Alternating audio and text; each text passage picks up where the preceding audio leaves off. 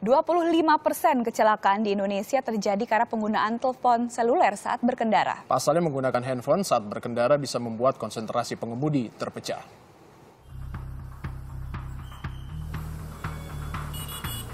Menggunakan telepon seluler saat berkendara merupakan salah satu penyebab terjadinya kecelakaan di jalan raya.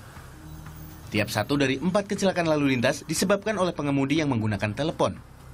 Pasalnya, menggunakan handphone saat berkendara bisa membuat konsentrasi pengemudi terpecah.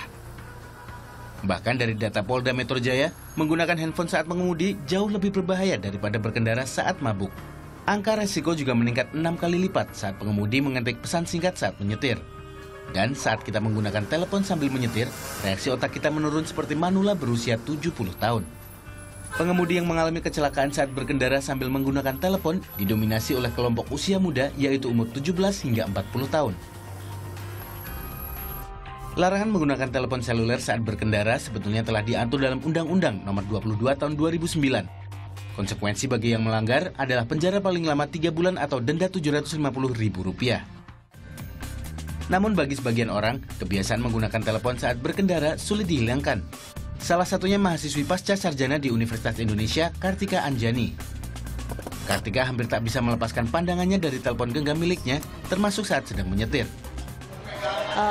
Buat ngabarin temen, biasanya pada nanya kan, udah sampai mana Tik gitu. Terus aku jawab, ya nih baru sampai tol atau gimana. Biasanya kayak gitu sih, atau enggak lihat Google Maps misalkan nyasar di mana atau ngelihat Waze kalau buat ngelihat ngabarin lagi macet di mana gitu. Dari data Indonesia Defensive Driving Center atau IDDC, ada sekitar 1,2 juta jiwa yang meninggal dunia setiap tahun. Dari jumlah tersebut, 25%-nya disebabkan karena penggunaan telepon saat berkendaraan. Penggunaan gadget saat berkendara pun selain dapat membahayakan diri sendiri, juga bisa mencelakakan orang lain di jalanan. IDDC pun menilai, walaupun si pengemudi telah menggunakan perangkat tambahan seperti handsfree atau Bluetooth, konsentrasi dalam berkendara akan tetap terganggu.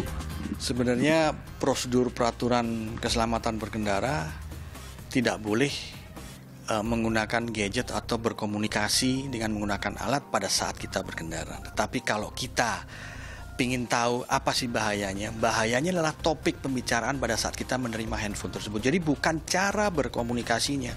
Mungkin kalau kita bilang, oh saya berhandphone dengan menggunakan Bluetooth atau dengan menggunakan handsfree atau apapun ya, alat lain yang sehingga membuat tangan saya tetap pada roda kemudi misalnya. Tetapi topik pembicaraan pada saat itu yang dapat membuat rusak konsentrasi kita berkendara. Memahami bahaya yang bisa timbul saat menggunakan telepon sambil berkendara sangat penting. Pencegahan kecelakaan dan perlindungan keselamatan tak hanya menjadi tanggung jawab polisi dan dinas perhubungan, tapi terutama berasal dari diri sendiri. Cindy Melody, Lukmanul Hakim melaporkan untuk NET.